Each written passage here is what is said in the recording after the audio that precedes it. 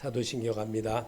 전능하사 천지를 만드신 하나님 아버지를 내가 믿사오며 그 위의 아들 우리 주 예수 그리스도를 믿사오니 이는 성령으로 잉태하사 동정연말에 낳으시고 본디오 빌라도에게 고난을 받으사 십자가에 못 박혀 죽으시고 장사한 지 사흘 만에 죽은 가운데서 다시 살아나시며 하늘에 오르사 전능하신 하나님 우편에 앉아 계시다가 저리로서 산 자와 죽은 자를 심판하러 오시리라.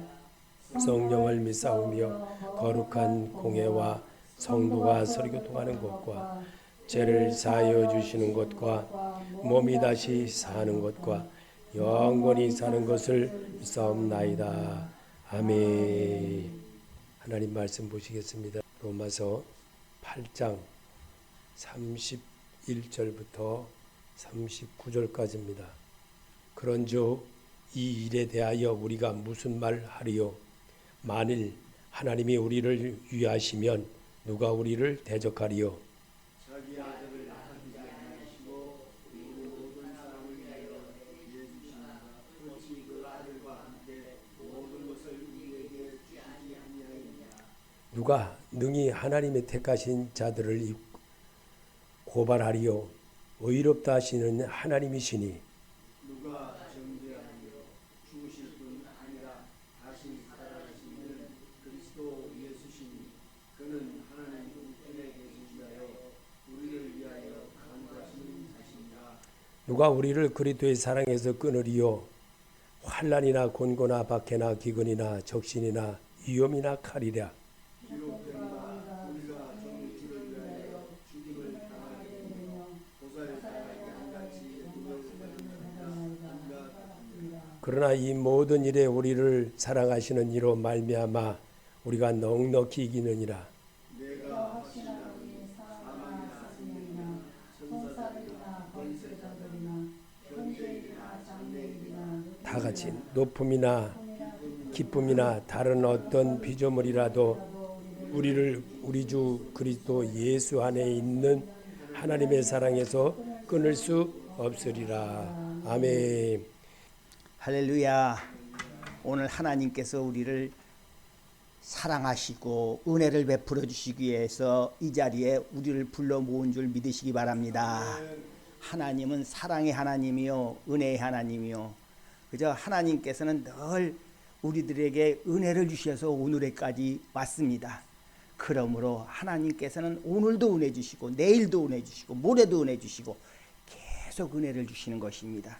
우리가 마음에 평안을 갖는 것도 은혜를 주셨기 때문에 그렇고 마음에 소망을 갖는 것도 하나님이 은혜를 주셨기 때문에 소망을 갖고 살고 사랑하는 것도 하나님의 은혜를 주셨기 때문에 사랑하고 또 앞으로 전진하게 되는 것도 하나님의 은혜 가운데 전진한 줄 믿으시기 바랍니다. 오늘 이 자리에 오신 것을 진심으로 환영하고 축복합니다. 오늘 저는 이 자리에 쓸 줄 몰랐어요. 어제 우리 유시간 목사님한테 나 안 하겠다 그랬습니다. 왜? 그저 요번 금요일 날 또 교회에서 설교를 했어요. 제가. 그리고 또 요번 주에 또 담임 목사가 또 하라 그러더라고요. 그래서 아이고 뭐 그렇게 자주 한다고 뭐 좋은 건가 그런 생각이 들어가지고 그랬는데 오늘 아침에 좀 기도 좀 조금 하는데 자꾸 해야 된다는 생각이 들어가지고 다시 부탁해가지고 목사님한테 해도 할까요 말까요 그렇게 말씀을 드렸습니다. 아무쪼록 우리 유시간 목사님이나 최효선 목사님은 저보다 말씀을 더 잘 전하시는 분들입니다. 그렇기 때문에 저는 여기서 위축이 되지만은 하나님의 백을 믿고 힘을 믿고 주의 성령께서 이끌어 주실 줄 믿습니다. 예, 기도드리겠습니다. 거룩하시고 자비로우신 우리 아버지 하나님, 오늘도 하나님께서 우리를 이와 같이 사랑해 주시고 은혜를 베풀어 주심으로 주의 전에서 하나님의 말씀을 들을 수 있는 귀한 복을 주신 것을 감사합니다. 이 세상에 그 무엇보다도 예수 그리스도를 믿고 구원을 받았다는 이 복된 축복이 어디다 비길 때가 있겠습니까? 이 소중한 축복을 주신 것을 감사합니다. 우리가 또 하나님의 말씀을 들을 수 있다는 것이 너무나도 감격스럽고 기쁩니다. 주여, 우리들에게 하나님의 말씀이 들려져서 이 세상 모든 것을 바로 보고 또 저 천국을 향해서 가는 나그네 길이 하나님께 영광을 돌리는 귀한 삶이 되게 도와 주시옵소서. 이 예배가 하나님 앞에 신령과 진정으로 드려지게 해주시고, 하나님의 말씀은 살아서 운동력이 있어 심령과 골수를 찔러 쪼개기까지 하게 하여 주시옵소서. 오늘도 주시는 은혜 감사를 드리며 예수 그리스도의 이름으로 기도를 드립니다. 아멘. 오늘 저는 목사님께서 봉독해드린 말씀을 가지고 우리를 향한 하나님의 사랑과 용서라, 이런 제목으로 은혜를 받고자 합니다. 기독교는 사랑의 종교라 합니다. 그래서 어떤 분이 어느 종교를 택할까 하려다 사랑의 종교라는 말을 듣고서, 왜? 살아가는데 사랑이 얼마나 필요합니까? 물론 믿음도 필요합니다. 그래서 예수님께서도 고린도전서 13장 13절에 믿음, 소망, 사랑, 그 중에 제일은 사랑이다, 이렇게 말씀하셨습니다. 왜? 사랑이 있으면 그저 모든 것이 아름답게 또 잘 성장해 나갈 수가 있기 때문에 그런 것입니다. 그래서 이와 같이 성경을 보면 하나님은 모든 사람의 사랑의 원천이요, 사랑 그 자체라고 말씀하시는 것입니다. 제가 어저께 목요일날 가서 구청에 가서 이발을 했습니다. 이발했는데 노인들이 여러 분 앉아 계시더라고요. 한 거기는 70대, 80대, 90대 이런 분들이 쭉 앉아 있는데, 제가 이발을 하고 머리를 감고 나와서 그랬습니다. 선생님들, 예수님 믿으시고 구원을 받으세요. 그러니까 눈이 뚱그려가지고 보시더라고. 왜? 노인들은요, 왜 이제 이 세상 떠날 때가 되니까는 관심을 갖습니다. 그래가지고 제가 그랬습니다. 이 세상에 계실 때 예수를 믿고 죄를 용서받고 하나님의 자녀가 돼야 복을 받고 이 세상 꼴깍하면 천국에 가실 수 있습니다. 그렇지 않고 그저 자기가 주인 돼가지고 하나님 필요 없어, 예수님도 필요 없어, 어쩌고 저쩌고 하다가 시간은 가고 세월은 가면 그저 막이 따라서 지옥에 빠져놓으면 나올 수도 없습니다. 그러니까 어떤 분이 그럽니다. 그거 좀 시끄럽게 하지 말고 조용히 좀 하시오. 그래서 우리 선생님 예수님 믿으십니까? 안 믿으십니까? 제가 반격으로 나갔습니다. 나가니까는 그분이 아무 말씀도 안 하시더라고요. 인간은 누구든지 다 죄인입니다. 이 죄 문제가 해결되지 않으면 절대로 하나님 자녀가 될 수가 없습니다. 이 세상 살아 계시는 동안에 바로 그 문제가 해결돼야 되는 것입니다. 그렇지 않으면 이 세상 헛사는 것입니다. 하나님께서 이 세상에 이 모르는 세상에 보내신 것은 왜 보내셨겠습니까? 하나님 섬기라고 보내신 것입니다. 이 세상 살아가는 동안에 최고로 복을 받은 것은 예수를 믿고 구원을 받고 하나님의 자녀가 됐다는 것이 최고의 복입니다. 제가 그렇게 하고 거기서 왔습니다. 아무쪼록 거기 가면 제가 노인분들한테 자꾸 얘기를 해드립니다. 왜? 노인분들은 또 이렇게 귀를 잘 기울여요. 왜냐하면 벌써 나도 갈 때가 다 됐구나 그 생각을 가지고 계시기 때문에 그저 정중하게 말씀을 드리고 선생님들이라고 이렇게 얘기를 해드리면 그저 귀를 기울이는 것을 볼 수가 있습니다. 우리 하나님은 사랑이시기 때문에 성경에 보니까는 요한복음 3장 16절에 하나님이 세상을 이처럼 사랑하사 독생자를 주셨으니 이는 저를 믿는 자마다 멸망하지 않고 영생을 얻게 하려 하심이라 그랬습니다. 이와 같이 우리를 갖다가 멸망하지 않고 영생을 주시기 위해서 독생자를 보내셨다는 것입니다. 믿는 자는 누구든지 이 세상에 와서 큰 복을 받은 사람입니다. 그럼으로써 우리는 바로 성경은 요한 1서 4장 8절에 사랑하지 아니하는 자는 하나님을 알지 못하나니 이는 하나님은 사랑이심이라 그랬습니다. 하나님의 사랑은 영원하고 완전하며 전능한 사랑인 것입니다. 하나님의 사랑은 공간과 한계를 초월한 사랑인 것입니다.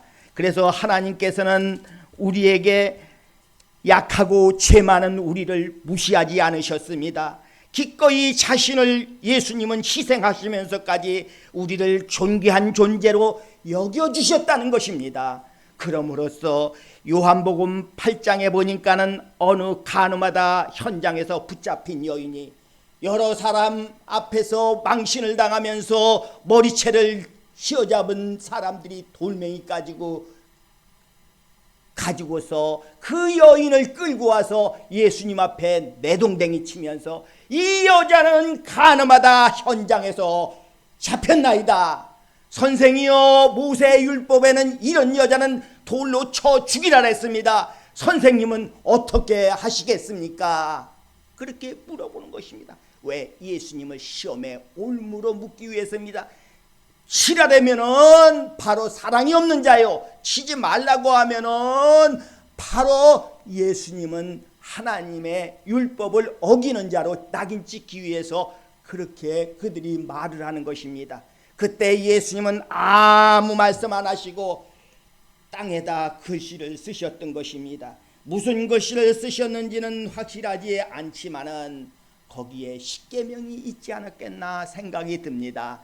그러시고 다 쓰시고 나서 고개를 드시면서 너희 중에 죄 없는 자가 이 자를 돌로 치라, 그렇게 말씀하시고 또 글을 다 또 쓰시는 것입니다. 너의 죄, 너의 죄, 너의 죄. 예수님은 다 들여다보시기 때문에 땅에다 글을 다 쓰시고 보니까 사람들이 보다 보니까 자기가 돌에 맞아 죽을 것 같으니까 슬그머니 돌멩이들을 다 놓고서 다 달아나 버렸습니다. 그때 예수님께서 여인아 고개를 들라, 너를 정죄하던 자들이 어디 있느냐? 없나이다, 그렇게 말했습니다. 여인아, 나도 너를 정죄하지 아니하노니 다시는 죄를 범하지 말라. 절망하는 자에게 소망을 주시는 분이 예수님이십니다. 죽어가는 자에게 생명을 주시는 분이 예수님이십니다. 낙심하는 자에게 위로를 주시는 분이십니다. 그러므로 우리 주님은 이 땅에 오셔서 수많은 약한 자들, 병든 자들, 갈 바를 모르는 자들을 죽은 나사로까지도 살리시면서 눈물을 많이 흘리셨습니다. 우리 주님은 이 세상에서 그보다 좋으신 분이 어디 있습니까? 그보다 우리를 사랑하시는 분이 어디 있습니까? 그래서 성경은 또 여러 곳에 가르쳐주고 있습니다. 오늘 본문은 이러한 하나님의 사랑을 잘 보여줍니다. 그렇다면 우리를 향한 하나님의 사랑은 어떤 사랑일까요? 첫째로 인정해 주시는 사랑입니다. 인정받지 못하면 사람은 괴롭습니다. 이 세상 사는데요, 사람은 인정해 줄 때 그저 마음이 우쭐해지고 기뻐집니다. 또 칭찬해 줄 때 그 사람을 좋아하고 그 사람에 대해서 더욱 관심을 갖게 되는 것입니다. 사랑해 줄 때 그 사람을 더욱 가까이 하게 되는 것입니다. 그럼으로써 하나님의 사랑은 예수님 때문에 우리를 의인으로 하나님께서 인정해 주시고, 천국 백성으로 예수님 때문에 하나님은 인정해 주시는 것입니다. 그래서 로마서 8장 31절에서는 그런즉 이 일에 대하여 우리가 무슨 말하리요? 만일 하나님이 우리를 위하시면 누가 우리를 대적하리요? 이와 같이 기독교의 신앙은 최대 관심사는 우리가 하나님의 구원을 받는 것과 하나님의 뜻을 정의롭고 평화로운 하나님의 나라가 되는 것입니다. 천국은 하나님께서 사랑으로 다스리시는 곳입니다. 신앙생활의 목표는 하나님을 닮아가는 것입니다. 하나님을 닮아가는 가장 좋은 방법은 하나님을 사랑하는 것입니다. 하나님을 사랑하는 가장 좋은 방법은 하나님께서 만드신 사람을 사랑하는 것입니다. 사랑은 바로 희생입니다. 사랑은 바로 하나님 앞에 순교인 것입니다. 그러므로서 사랑은 교회에서 바로 희생이요 헌신인 것입니다. 그렇기 때문에 우리는 주님께 이와 같이 눈에 보이는 사람을 사랑하지 않고서는 눈에 보이지 않는 하나님을 사랑할 수 없기 때문인 것입니다. 사랑은 감정이 아니라 행동입니다. 사랑은 말이 아니라 섬김인 것입니다. 사랑이 있는 사람이 섬깁니다. 이와 같이 아무리 사랑한다고 말해도 행동하지 아니하면 사랑이 아닙니다. 나 자신을 앞세우는 것은 사랑이 아닙니다. 사랑은 나보다 타인을 먼저 생각하고 그의 유익을 구하는 것입니다.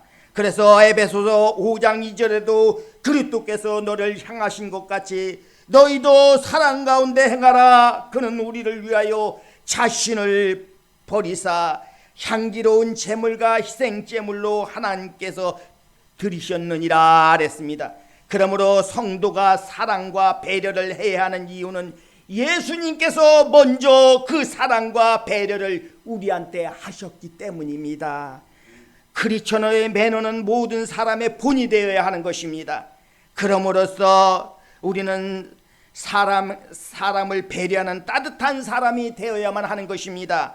그래서 누가복음 6장 36절에 너희 아버지의 자비로우신 같이 너희도 자비로운 자가 되라.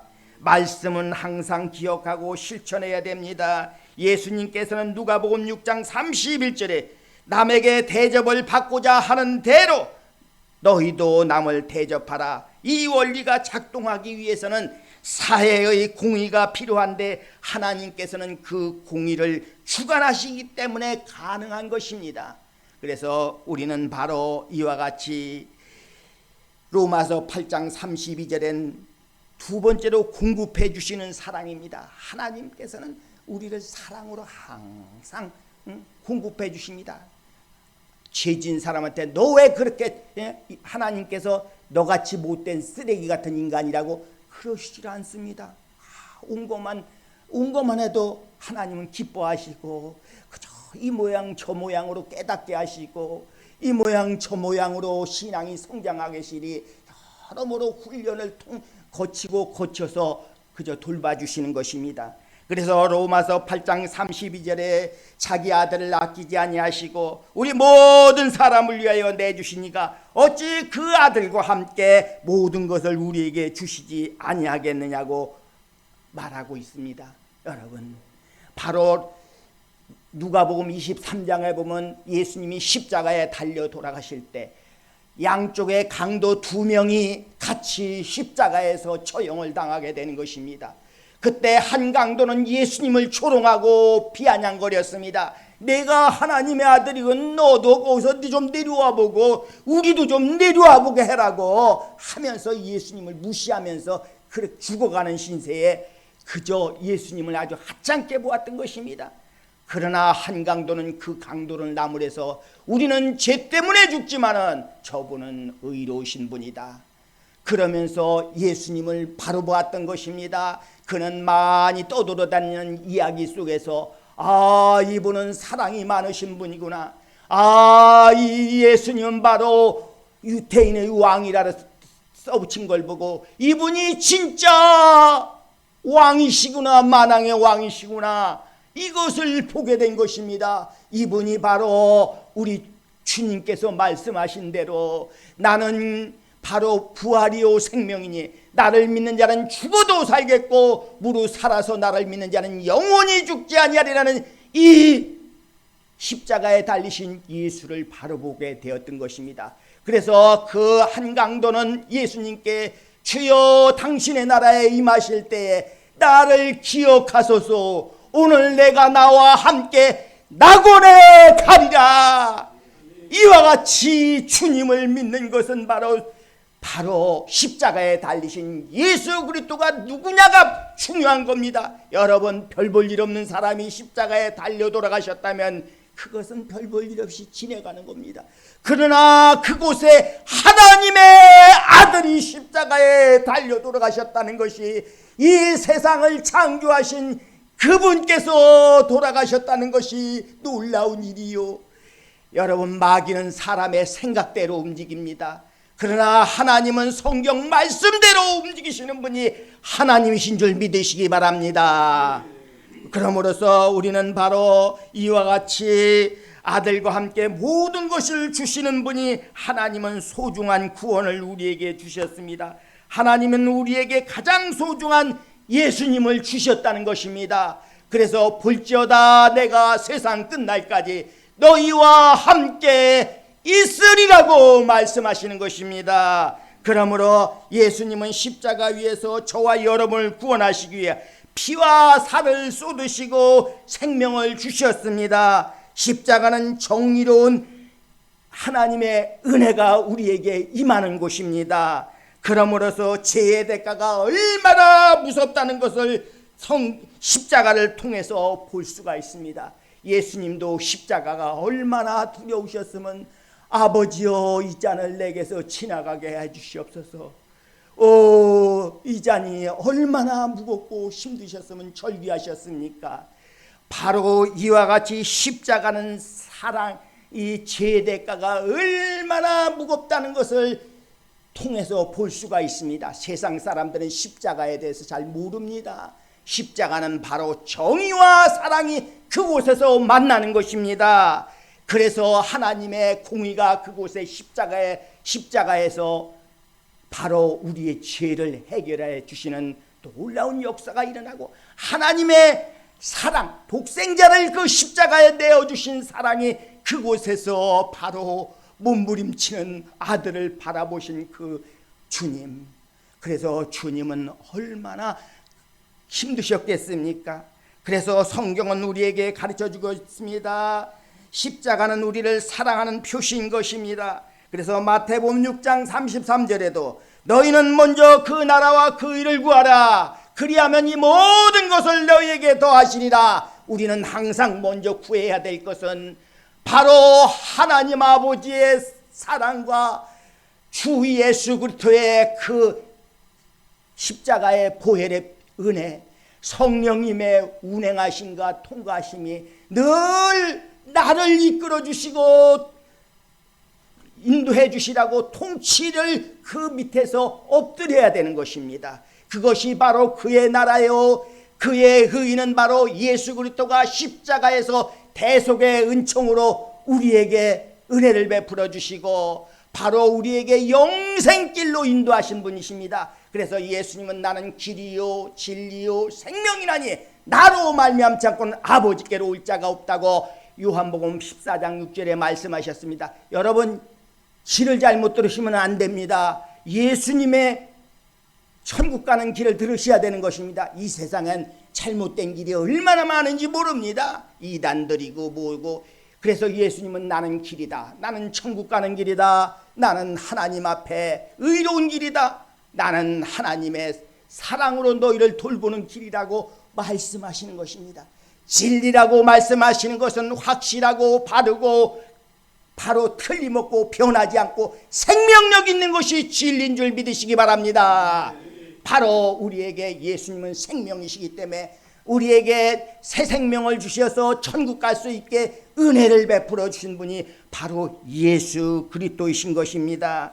그러므로서 우리는 하나님의 나라는 예수 그리스도를 통하여 펼쳐집니다. 이것이 복음입니다. 그리고 하나님의 그 나라는 필요한 모든 것을 공급해 주시는 것입니다. 그래서 예수님의 탄생이나 예수님의 생애나 예수님의 십자가의 대속이나 예수님의 부활이 다 우리에겐 복음이 되는 것입니다. 기쁜 소식인 것입니다. 나를 위해서 바로 만나러 오신 분이 예수 그리스도라는 사실을 믿으시기 바랍니다. 그러므로서 이 혼란스러운 세상에 할 수만 있다면 더 부드럽고 따뜻하며 친절해야 합니다. 변화를 줄 수 있는 것은 제압이 아니라 수용인 것입니다. 그러므로 내 편의 사람으로 만들고 더 좋은 아름다운 세상을 만드는 건 따뜻한 이해와 자상한 배려에 있는 것입니다.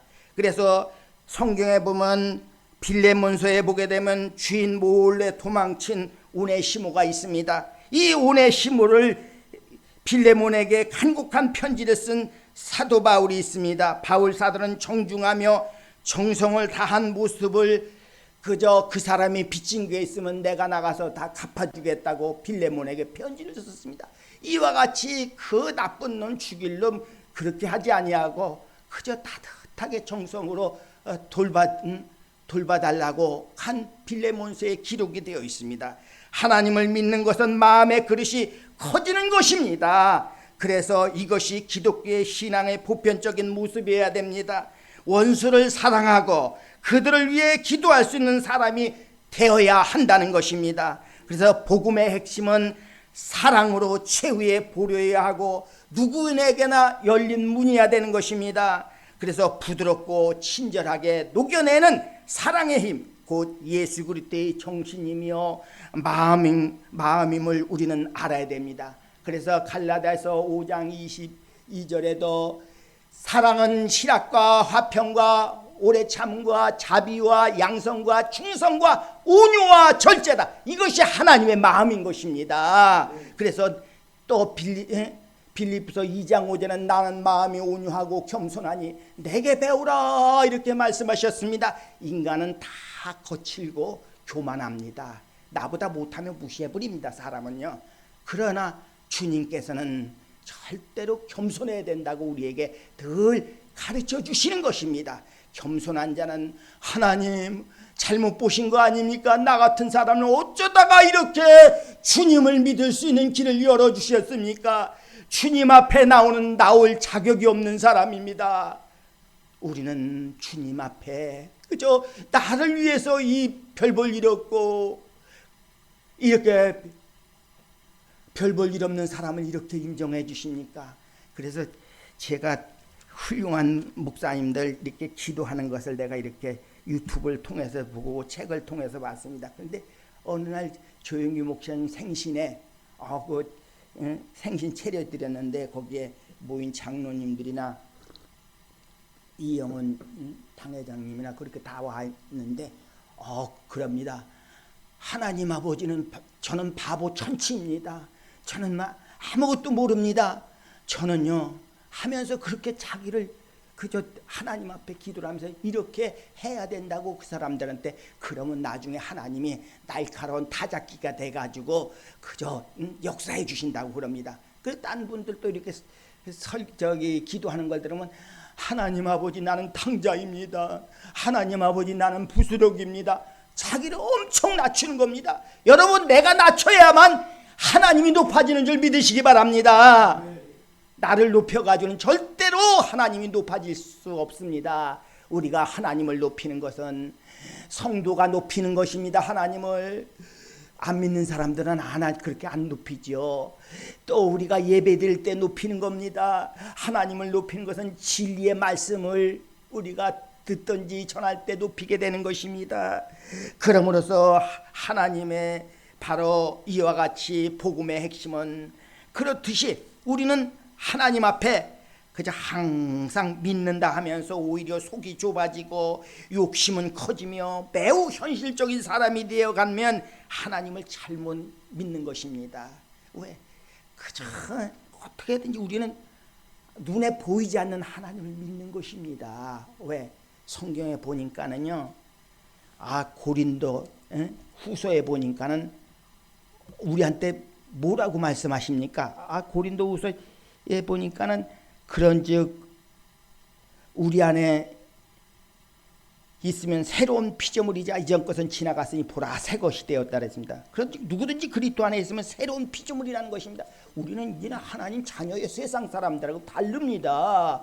그래 이전 것은 다 지나갔어요. 그래서 신앙생활을 한다는 것은요 가장 기본이 가장 중요한 것이 옛사람을 죽이는 것입니다. 날마다 죽이는 연습을 해야 되는 것입니다. 훈련을 받아야 되는 것입니다. 그래야 새 사람이 되어가는 것입니다. 우리는 천국 갈 때까지 늘 옛사람을 죽이고 옛날에 세상에서 행하던 모든 것을 죽이고 하나님의 말씀을 통하여서 우리는 새롭게 자꾸 배워가는 것입니다. 그래서 새 사람으로서 인정을 받게 되는 것입니다. 그래서 이와 같이 그렇잖아도 세상은 딱딱하고 무례하며 일방적인데 교회와 신앙마저 그렇다면 사람들은 어디로 가야 하고 무엇에 마음을 둘 수 있겠습니까? 교회 예수 믿는 사람은 달라. 그저 저 사람은 마음이 바다같이 넓은 사람이요. 저 사람은 그저 어딘지 모르겠으리 그저 욕심이 별로 없어. 현실적인 사람이 아니야. 저 사람은 보이지 않는 하나님을 믿고 사는 사람이요. 그러지 않습니까? 그래서 믿음은 바라는 것들이 실상에 보이지 않는 것들이 증거라고 말씀하시지 않습니까? 우리는 보이지 않는 것을 믿고 살아가는 사람들인 것입니다. 이와 같이 보이지 않는 내일을 향해서 우리는 살아가고 보이지 않는 세상에 와가지고 우리는 이 세상에서 남자로 여자로 이렇게 살아가는 것은 다 이 땅에서 어려움 당하죠, 고통 당하죠. 이것은 하나님이 자꾸 훈련시키시는 거예요. 훈련시키고 다듬는 것입니다. 천국에 들어가서 바로 하나님의 자녀답게 살게 하시기 위해서 그렇게 하시는 줄 믿으시기 바랍니다. 그 마태복음 18장 22절에 보니까는 어느 날 베드로가 묻습니다. 주님, 7번 용서하면 되겠지요? 그러니까는 예수님께서 이르시되 내게 이르노니 7번뿐 아니라 70번까지라도 할지니라 그랬습니다. 하루에. 이 말은 끝없이 다른 사람을 용서해 주라는 겁니다. 다른 사람을 용서한다는 것은 여간 어려운 것이 아닙니다. 내게 손해를 끼치고 고통을 준 사람과 일생에 지울 수 없는 상처를 입히면서 억울한 누명을 씌운 사람을 용서해 주는 일은 쉬운 일이 아닙니다. 그러나 성경은 우리에게 끊임없이 용서하라고 말씀하십니다. 왜냐하면 다른 사람을 용서한다는 것은 곧 자신이 사는 길이기 때문에 그렇습니다. 그래서 남을 미워하고 분노하면 내 영혼이 상처를 입을 뿐 아니라 하나님이 주시는 평안함마저 상실하게 되는 것입니다. 그러나 남을 먼저 용서하면 자신이 내적 상처가 치유되는 동시에 모든 관계가 회복되는 것입니다. 그럼으로써 우리는 첫째로 하나님은 끝없는 용서를 요구하신다는 사실을 알아야 됩니다. 우리는 자신에게 상처를 입힌 사람을 용서해 주지 않으면 하나님께서도 우리를 용서해 주지 않는다는 것을 기억해야 하는 것입니다. 그래서 성경에는 용서한 사람만이 용서받을 자격이 있다고 말합니다. 이웃을 용서할 때 하나님과의 관계가 회복되는 것입니다. 그러므로 둘째, 참된 용서는 하나님의 은혜를 깨달은 사람만이 할 수 있습니다. 나 같은 것도 하나님이 받아주셨는데 나같이 이 괴물 같은 인간도 하나님이 이렇게 은혜를 베풀어 주시는데 저 사람이 나보다 낫지 않는가 생각해야 하는 것입니다. 실제로 따지고 보면 날 수도 있습니다. 그럼으로써 용서를 베풀었던 성경의 인물들을 보십시오. 다윗은 그토록 자신을 죽이려던 사울왕을 용서해 주었던 것을 봅니다. 또 요셉은 자신을 애굽에 판 형제들을 다 용서해 주었습니다. 스데반은 자기를 돌로 쳐 죽인 사람들을 용서해 주었습니다. 예수님께서는 십자가 상에서 용서할 수 없는 사람들을 위하여 기도하셨습니다. 아버지여, 저들이 알지 못해서 그러니 저들의 죄를 용서해 주시옵소서. 누구든지 예수님 앞에 오면은 어떤 죄든지 용서를 구하는 자들에게 다 용서를 받는 줄 믿으시기 바랍니다. 이와 같이 원수를 갚는 것은 하나님의 손에 맡기고 우리가 할 일은 끊임없이 용서해 주시는 하나님의 사랑을 용서해 주시는 것으로 알고 하나님 사랑 앞으로 나아가야만 하는 것입니다. 참된 용서는 하나님의 은혜를 깊이 깨달은 사람만이 할 줄 아는 것을 기억하시기 바랍니다. 셋째, 참된 용서만이 관계가 회복되는 것입니다. 성경에 엄청난 부채를 받았음에도 불구하고 100데나리온에 용서해 주지 못해 자신이 받았던 용서와 축복을 다시 다 빼앗기는 모습을 봅니다. 그래서 성경에 어느 사람이 1만 달란트라는 빚을 지고 임금님 앞에 가서 임금님, 나를 용서해 주세요. 내가 나중에 힘이 되면 갚겠습니다. 그저 그 임금님은 이들을 다 잡아다가 그저 옥에 가두라 했는데 이 사람이 하도 애걸복걸하면서 용서해달라고 막 그러니까 그래, 다 용서해 줄 때는 잘 가거라. 그래서 나오는데 자기가 가만히 보니까 나오다 보니까는 100데나리온 자기한테 빚진 사람이 있습니다. 그래서 너 내 돈 내놔라 그러니까는 그 사람도 나를 용서해달라고 내가 나중에 힘이 되면 갚겠다고 막 그럽니다. 안 된다. 너 놓치면 내가 언제 받을지 알지도 못했는데 안 된다. 그래가지고 그 사람을 갖다가 옥에 가두었습니다. 가두니까는 그 소식이 임금님의 귀에 들어간 것입니다. 그러고로 인해서 임금님께서 화가 잔뜩 나셨습니다. 나는 저를 그것을 다 용서해 줬건만 100대 너른 빚진 자를 용서해주지 못한 그를 갖다가 옥에다가 가두라. 여러분, 남을 용서하지 않으면 성경에는 나도 용서받지 못한다는 것을 가르쳐주고 있는 것입니다.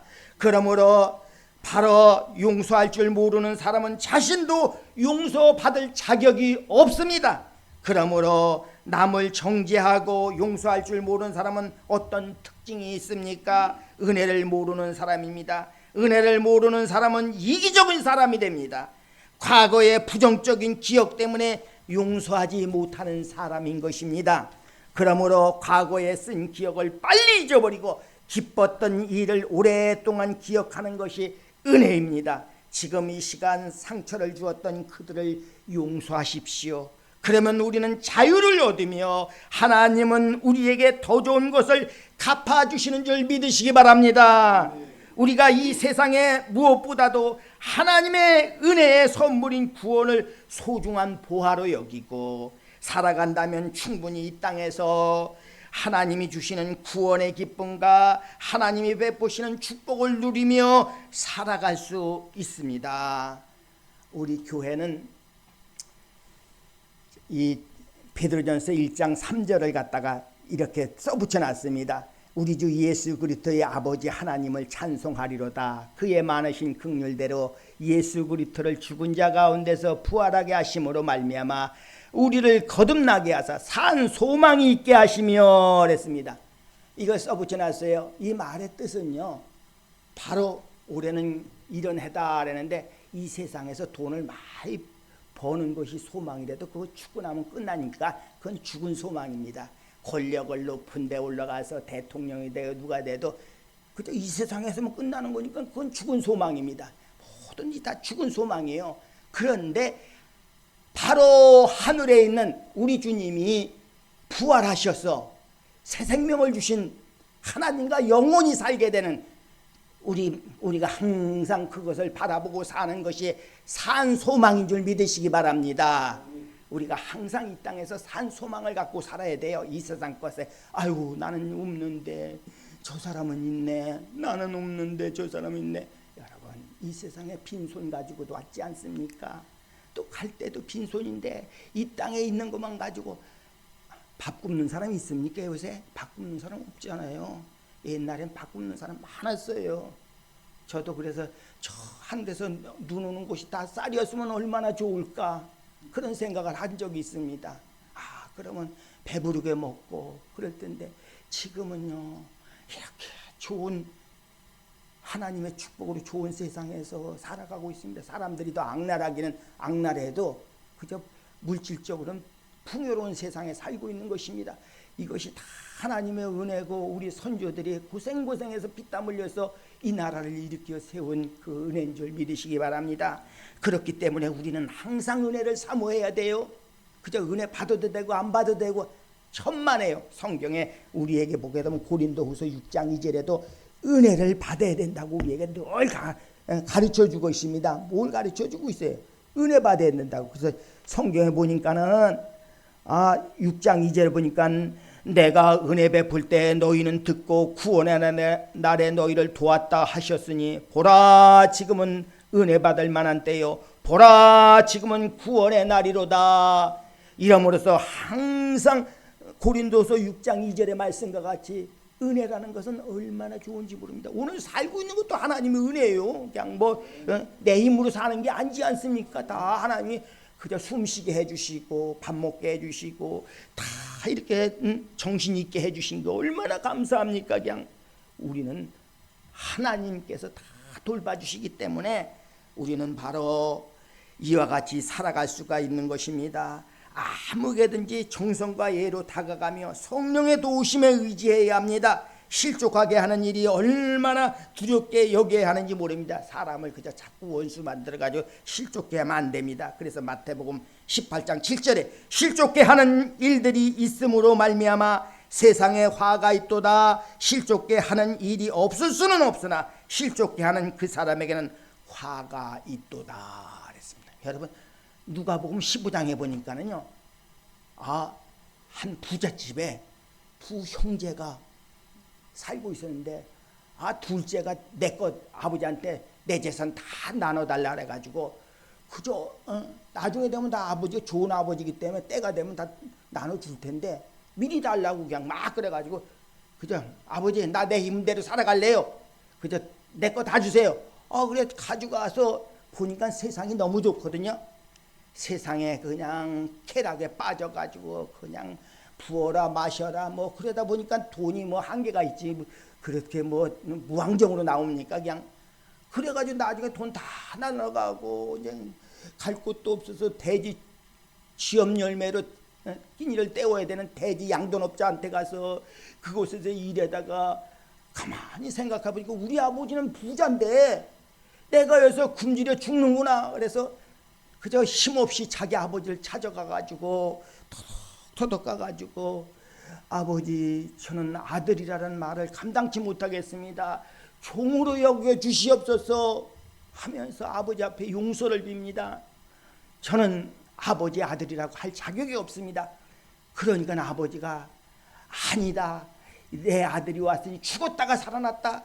그저 살찐 송아지를 잡아라. 금가락지를 끼워라. 그저 예복을 갖다 입혀라. 풍류를 울리라.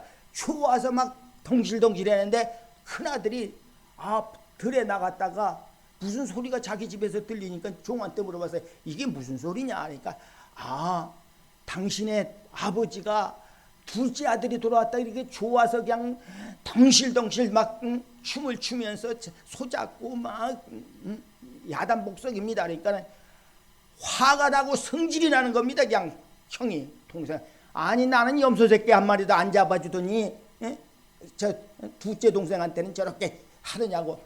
그 동생을 사랑하는 마음이 있었다면 아유 그동안에 못 본 세월이 언젠데 하면서 뛰쳐가서 그 사랑하는 동생을 끌어넣어줘야 되는데 욕심이 있다 보니까는 그 형이 동생이 미워진 겁니다. 미워져서 아버지가 와서 달게도 안 들어갑니다. 그냥 안 들어가고 다 내 것이 네 거 아니냐 그래도 안 들어가고 끝까지 지금도 안 들어가고 있을 거예요. 그러니 여러분 사랑이 없고 용서할 줄 모르는 사람은 이와 같이 좋은 것을 못 갖는 것입니다. 그러므로써 우리는 이와 같이 천하에 부드럽고 약한 것으로 물 한 컵이 없고 단단하고 강한 것을 공격하는 것으로 물을 넘어서는 것이 없습니다. 약한 것이 강한 것을 이기고 부드러운 것이 단단함을 이깁니다. 그러므로 예수님께서 배우고 본 것을 생명에 대한 참된 사랑에 힘이 있는 것입니다.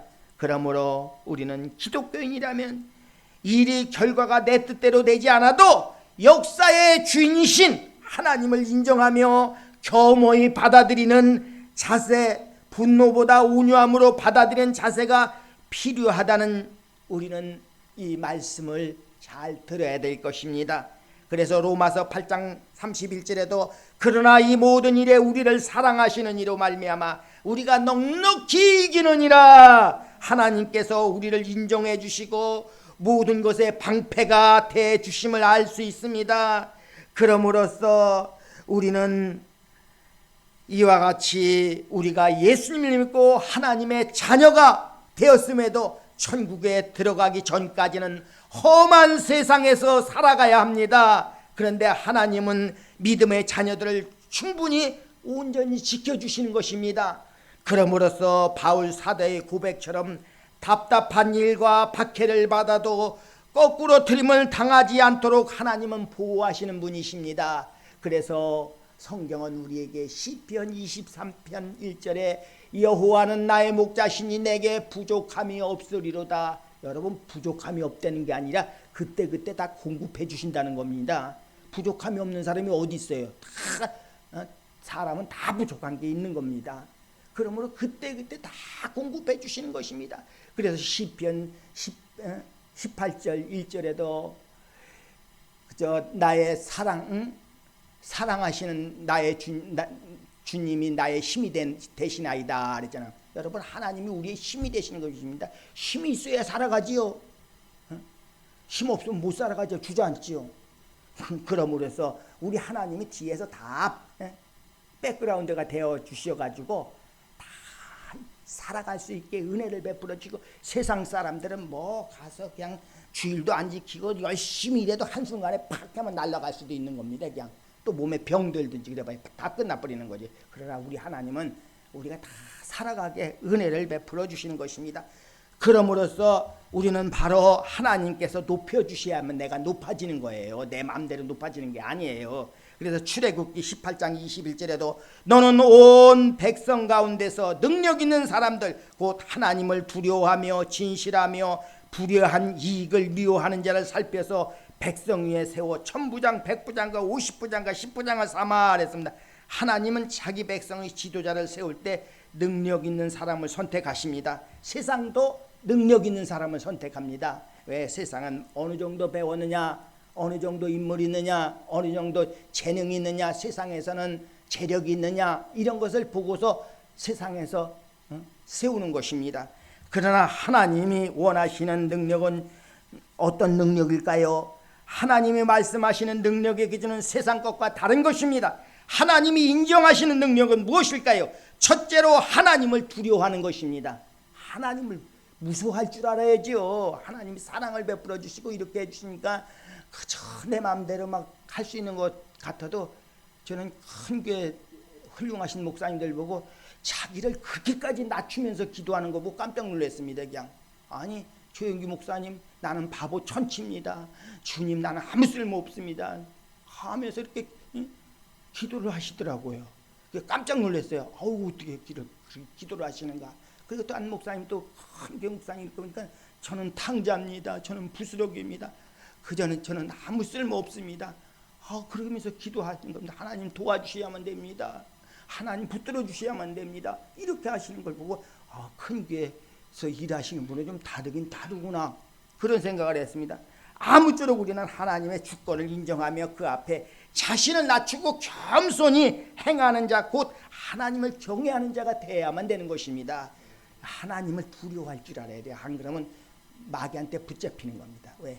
하나님이 어떤 분입니까? 그냥 우리를 성경에 보니까는 마태복음 10장 28절에 보니까는 하나님은 영혼과 육체를 한꺼번에 멸하시는, 세상 사람들은 육체만 멸하지만은 하나님은 영혼과 육체를 한꺼번에 멸하시는 분이 더 무섭지요. 영혼까지 멸하시는 분이. 그러니 하나님을 두려워해야 됩니다.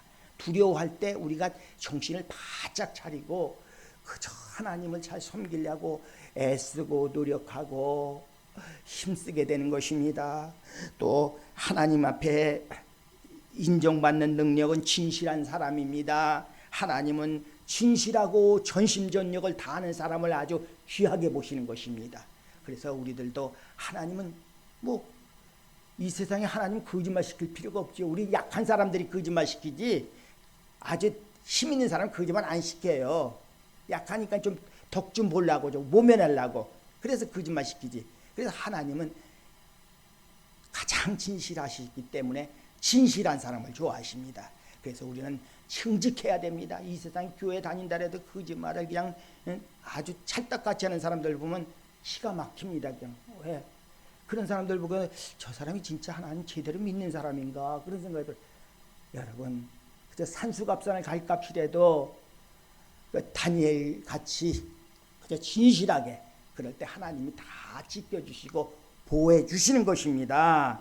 그러므로 세 번째로는 불의한 이익을 미워하는 자입니다.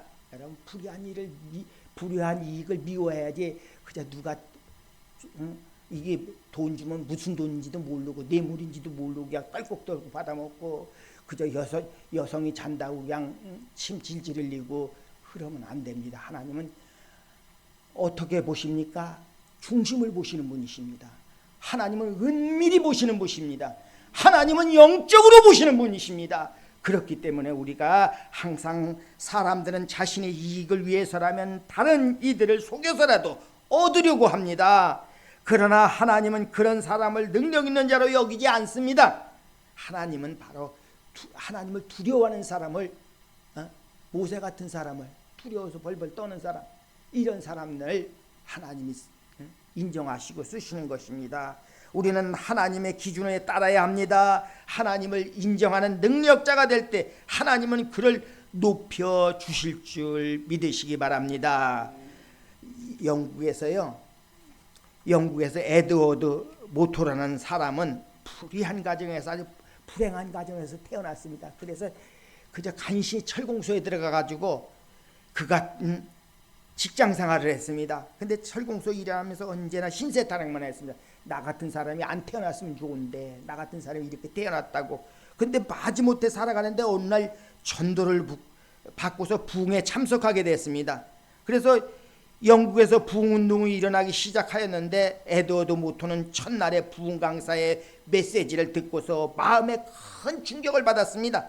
그리고 중생을 체험합니다. 눈물을 흘리면서 죄를 회개하고 하나님의 귀한 자녀가 되었습니다. 은혜를 받았던 것입니다.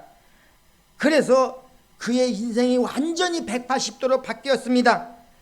그리스도의 복음으로 새 사람이 되었습니다. 이제는 망치를 들고 일하는 모습이 달랐던 것입니다. 내 인생은 노래야, 내 인생은 감격이야, 내 인생은 소망이야 하면서 외치면서 기쁨으로 일했습니다. 세월이 흘러 몇 년이 지났습니다. 철공소 주인이 나이가 많아서 은퇴할 때가 되었습니다.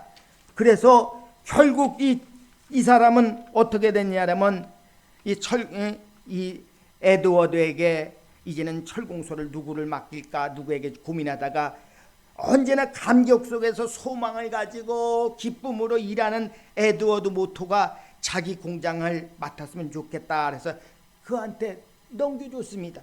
넘겨줘가도 에드워드 모토는 55세가 되었을 때 하나님의 축복으로 엄청난 부자가 됐습니다.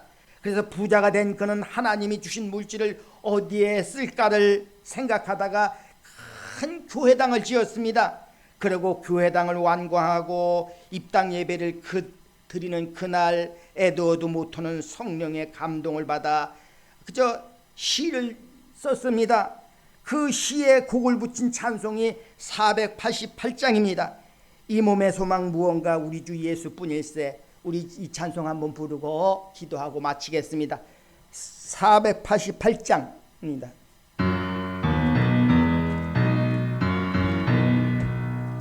이 몸의 소망 무언가 우리 주 예수뿐일세. 이 주 예수밖에는 이들이 아주 없도다. 그 영한 석이시니 그 위에 내가 서리라. 그 위에 내가 서리라.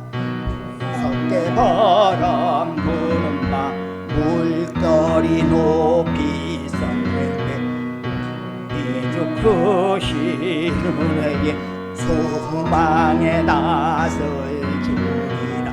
주 나의 반석이시니 그 위에 내가 서리라. 그 위에 내가 서리라.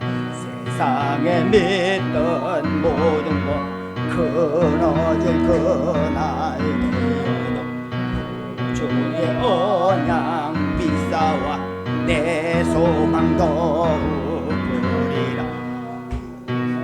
나의 반석이시니 그 위에 내가 서리라. 그 위에 내가 서리라. 바라던 천국 올라가 하나님 앞에 배울 때 구주의 의를 힘입어 어여치 바로 서리라.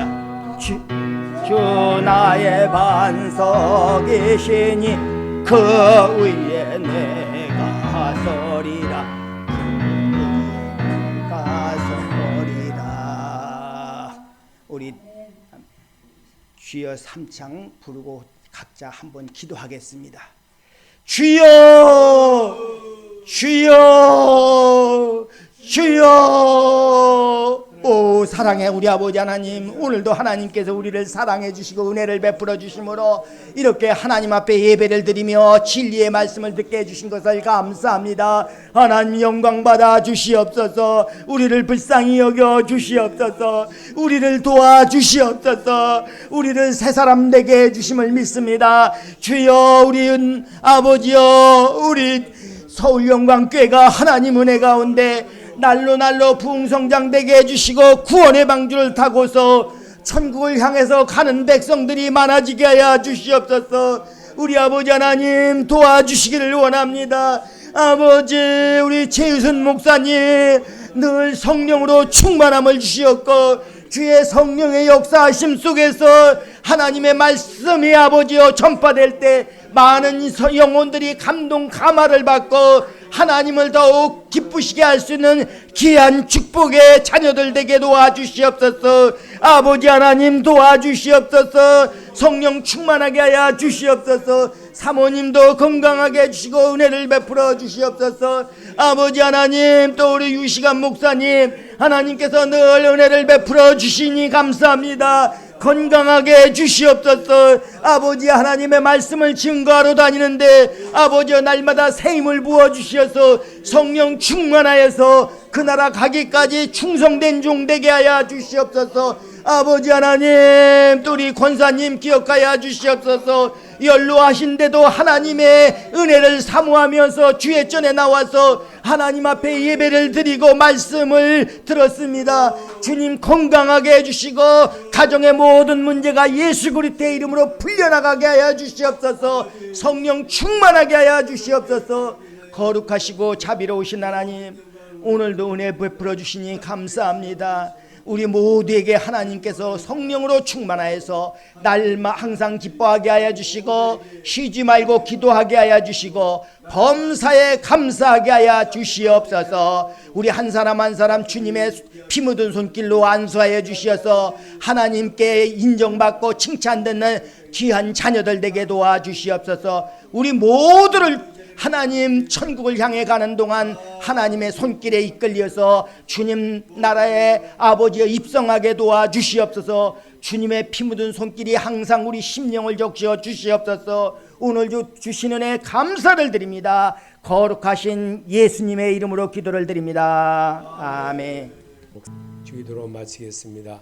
하늘에 계신 우리 아버지여, 이름을 거룩히 여김을 받으시오며 나라의 마옵시며 뜻이 하늘에서 이루어진 것 같이 땅에서도 이루어지이다.